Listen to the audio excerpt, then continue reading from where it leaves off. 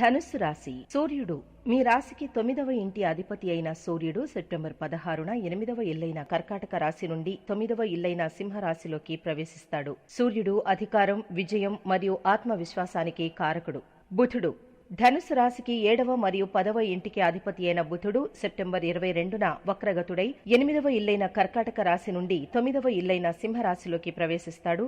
బుధుడు తెలివితేటలు, సంభాషణ మరియు వాణిజ్యాన్ని సూచిస్తాడు.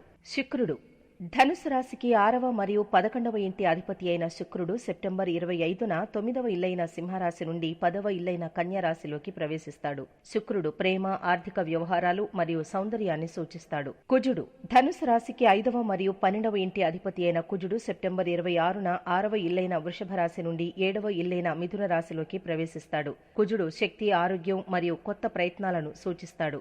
గురువు, శని, రాహువు మరియు కేతువు. ఈ నెలలో గురువు వృషభ రాశిలో, శని కుంభరాశిలో, రాహువు మీనరాశిలో మరియు కేతువు కన్యారాశిలో సంచరిస్తారు. ధనుసు రాశి వ్యక్తులు ఈ నెలలో మిశ్రమ ఫలితాలను ఆశించవచ్చు. నెల ప్రారంభంలో మీ పనిపై దృష్టి పెట్టడం, అనవసరమైన గాసిప్ మరియు అధిక సంభాషణలకు దూరంగా ఉండడం చాలా ముఖ్యం. ఎందుకంటే ఈ ప్రవర్తనలు సమస్యలకు దారితీస్తాయి. మీ వృత్తిపరమైన బాధ్యతల్ని నిర్లక్ష్యం చేయడం వల్ల మీ కెరీర్లో సవాళ్లు ఎదురవుతాయి. ఈ నెలలో ముఖ్యమైన కెరీర్ విజయానికి అవకాశం ఉంది. 10వ ఇంటిని పాలించే సూర్యుడు 10వ ఇంట్లో తన స్వంత రాశిలో బలంగా, ఉన్నతంగా ఉంటాడు.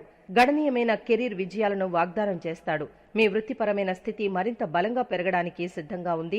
ఇది గుర్తింపు మరియు సంభావ్య ప్రమోషన్లకు దారితీస్తుంది. విద్యార్థుల గురించి మాట్లాడుకున్నట్లయితే రాహువు ఈ నెలలో 5వ ఇంటిని ఆక్రమిస్తాడు. మీ మేధో సామర్థ్యాలను తీవ్రతరం చేస్తాడు. నెల మొదటి అర్ధభాగంలో 11వ ఇంట్లోని శుక్రుడు 11వ ఇంటితో బలమైన సంబంధాన్ని ఏర్పరుస్తాడు. అదనంగా 5వ ఇంటి అధిపతి బృహస్పతి 7వ ఇంట్లో ఉన్నాడు. మీ మొదటి ఇంటిపై దాని ప్రభావాన్ని చూపుతుంది. ఏ విధమైన వాయిదా వేయకుండా ఉండడం మంచిది, ఎందుకంటే ఇది సవాల్ను అందిస్తుంది. ఈ నెల కుటుంబ సంబంధిత అనుభవాల మిశ్రమాన్ని అందజేస్తుంది. సాధారణంగా 2వ ఇంటి అధిపతి అయిన బృహస్పతి మీ 3వ, మొదటి మరియు 11వ గృహాలను పర్యవేక్షిస్తూ 7వ ఇంట్లో ఉంటాడు. కుటుంబ వ్యవహారాలను నిర్వహించడంలో మీ పాత్ర చాలా ముఖ్యమైంది. అలాగే మీ జీవిత భాగస్వామి యొక్క సహకారం కీలక పాత్ర పోషిస్తుంది. ఈ నెల మీ ఆర్థిక పరిస్థితి మిశ్రమ ఫలితాలనిస్తుందని భావిస్తున్నారు. మీ ఆదాయాలు, ఖర్చులు రెండూ పెరిగే అవకాశం ఉంది. 6వ ఇంట్లో ఉన్న బృహస్పతి మీ ఖర్చుల్ని నిరంతరం పెంచుతారు.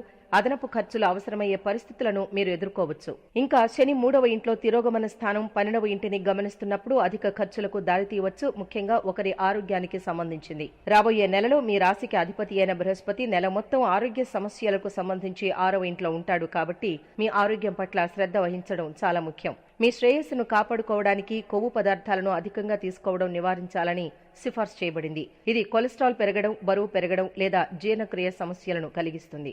ఉద్యోగం ధనుసు రాశి వారికి ఈ నెల ఉద్యోగపరంగా మిశ్రమ ఫలితాలుంటాయి. ప్రథమార్థంలో పని ఒత్తిడి ఎక్కువగా ఉండడం, చేపట్టిన పనుల్లో ఆటంకాలు ఏర్పడడం జరుగుతుంది. అంతేకాకుండా మీరు చెప్పే విషయాలను కానీ, చేసే పనులను కానీ విమర్శించేవారు, మిమ్మల్ని అవమానపరచాలని చూసేవారు ఎక్కువవుతారు. ఈ సమయంలో పై అధికారుల సహాయ సహకారాలు కూడా అందకపోవడం వలన కొంత ఇబ్బందికి గురవుతారు.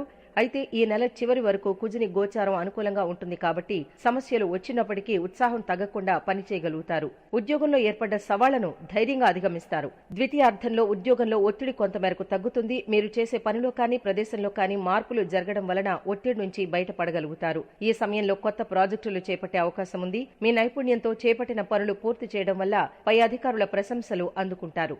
ఆర్థిక స్థితి ఈ నెల ఆర్థికంగా సామాన్యంగా ఉంటుంది. ప్రథమార్థంలో ఖర్చులు ఎక్కువగా ఉండటం వలన ఆర్థికంగా ఒత్తిడికి లోనవుతారు. అంతేకాకుండా మీరు చేపట్టిన పనులు విజయవంతం కాకపోవడంతో దానికి సంబంధించి కొంత నష్టం వాటిల్లే అవకాశం ఉంటుంది. ఈ సమయంలో వీలైనంత వరకు ఆర్థిక విషయాల్లో రిస్క్ తీసుకోకుండా ఉండడం మంచిది. ద్వితీయార్థంలో పరిస్థితుల్లో మార్పు వస్తుంది.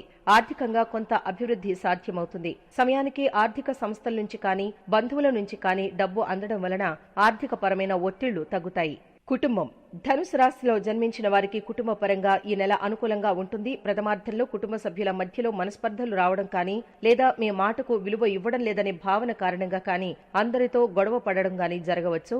ఈ సమయంలో మీ జీవిత భాగస్వామికి వృత్తిలో అభివృద్ధి జరగడం మరియు వారి ఆర్థిక సమస్యలు కొంతమేరకు తొలగిపోవడం జరుగుతుంది. ద్వితీయార్థంలో పరిస్థితులు అనుకూలంగా మారతాయి. కుటుంబ సభ్యులతో సత్సంబంధాలు కుటుంబ సభ్యులతో సత్సంబంధాలు నెలకొంటాయి. కుటుంబంలో శుభకార్యాలు జరిగే అవకాశం ఉంది. ఈ సమయంలో కుటుంబ సభ్యులతో కలిసి శుభకార్యాల్లో పాల్గొనడం కానీ, పుణ్యక్షేత్ర సందర్శన కానీ చేస్తారు. ఈ సమయంలో కుటుంబ సభ్యులతో కలిసి శుభకార్యాల్లో పాల్గొనడం కానీ, పుణ్యక్షేత్ర సందర్శన కానీ చేస్తారు. ఆరోగ్యం. ఈ నెలలో సూర్యుడి గోచారం అనుకూలంగా ఉండకపోవడం వలన ఆరోగ్యపరంగా కొన్ని సమస్యలు వచ్చే అవకాశం ఉంది. ముఖ్యంగా రక్తం మరియు ఎముకలకు సంబంధించిన అనారోగ్య సమస్యల విషయంలో జాగ్రత్తగా ఉండాలి. అలాగే ప్రయాణాల్లో కూడా జాగ్రత్తగా ఉండడం మంచిది. ద్వితీయార్థంలో ఆరోగ్య సమస్యలు తగ్గుముఖం పడతాయి. ఈ నెల చివరి వరకు కుజుడి గోచారం అనుకూలంగా ఉంటుంది కాబట్టి అనారోగ్య సమస్యలు వచ్చినప్పటికీ త్వరగా తగ్గుముఖం పడతాయి. ఉత్సాహం తగ్గకుండా పని చేసుకోగలుగుతారు.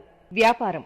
ధనుసు రాశిలో జన్మించిన వ్యాపారస్తులకు ఈ నెల సామాన్యంగా ఉంటుంది. ముఖ్యంగా ప్రథమార్థంలో వ్యాపారం తగ్గుముఖం పట్టడం మరియు నష్టాలు రావడం జరగవచ్చు. ఈ సమయంలో వీలైనంత వరకు కొత్త వ్యాపార ఒప్పందాలు చేసుకోకుండా ఉండడం మంచిది. ఆవేశానికి లోను కావద్దని సూచన.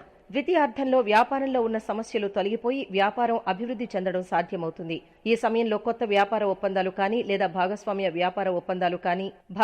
వ్యాపార ఒప్పందాలు కానీ జరగడం వలన వ్యాపారం అభివృద్ధి జరగడం ప్రారంభమవుతుంది. చదువు. విద్యార్థులకు ఈ నెల మిశ్రమంగా ఉంటుంది. ప్రథమార్థంలో సూర్యుని గోచారం అనుకూలంగా లేకపోవడం వలన చదువుపై ఆసక్తి తగ్గడం మరియు ప్రతి చిన్న విషయానికి చిరాకు పడడం, ఆవేశపడడం చేస్తారు. అంతేకాకుండా ఈ సమయంలో ప్రతి వారితో గొడవకు దిగాలని ప్రయత్నిస్తూ ఉంటారు. అలాగే పెద్దవారి సలహాలను పాటించేందుకు ఇష్టం చూపరు. ద్వితీయార్థంలో పరిస్థితులు మారతాయి. చదువులో ఏకాగ్రత పెరుగుతుంది. పరీక్షల్లో మంచి ఫలితాలు సాధిస్తారు. పరిహారాలు. ధనుసు రాశిలో జన్మించిన వారు ఈ నెల ప్రధానంగా సూర్యునికి, బుధునికి పరిహారాలు చేయడం మంచిది. సూర్యుడు ఇచ్చే చెడు ప్రభావం తగ్గడానికి గోధుమలు కానీ, గోధుమ పిండిని కానీ దానం చేయడం లేదా రొట్టెలు చేసి పేదవారికి దానం చేయడం మంచిది. అలాగే సూర్య నమస్కారాలు చేయడం, శివారాధన చేయడం వల్ల కూడా సూర్యుడు ఇచ్చే చెడు ఫలితాలు తగ్గుతాయి. బుధగోచారం కారణంగా వచ్చే సమస్యలు తొలగిపోవడానికి ఈ నెలలో విష్ణు సహస్రనామ పఠనం, బుధవారాల్లో ఉపవాసం ఉండడం, ఆకుపచ్చ రంగు వస్తువులను లేదా వస్త్రాలను దానం చేయడం శుభప్రదం. గురువారం నాడు ఒక బ్రాహ్మణునికి లేదా విద్యార్థికి స్టడీ మెటీరియల్స్ అందించండి. ఇక్కడ గమనించాల్సిన విషయం ఏంటంటే ఇచ్చిన పరిహారాలన్నింటినీ చేయాల్సిన అవసరం లేదు. మీ శక్తి మేరకు వాటిలో ఏ పరిహారాన్నైనా పాటించవచ్చు.